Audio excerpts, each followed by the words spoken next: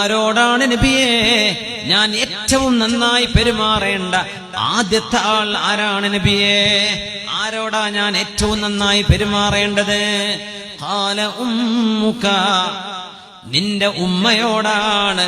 റോഡിലുള്ള ആളുകളോടല്ല, ആദ്യം നിന്റെ കടപ്പാട് നിന്റെ വീട്ടിനകത്തെ സ്വർഗവാതിലിനോടാണ്, നിന്റെ ഉമ്മയോടാണ്.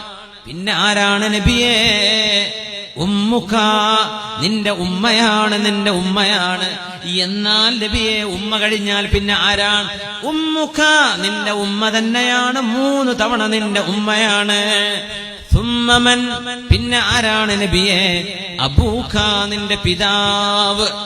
3 തവണ ഉമ്മയാണ്, 4ാമത്തെ തവണ പിതാവെന്ന് റസൂലുള്ളാഹി സ്വല്ലല്ലാഹു അലൈഹി വസല്ലം. എന്തുകൊണ്ടെന്നറിയുമോ? ഉമ്മ ചെയ്യുന്ന പോലെ കഷ്ടപ്പാട് പിതാവ് ചെയ്തിട്ടില്ല. അതുതന്നെ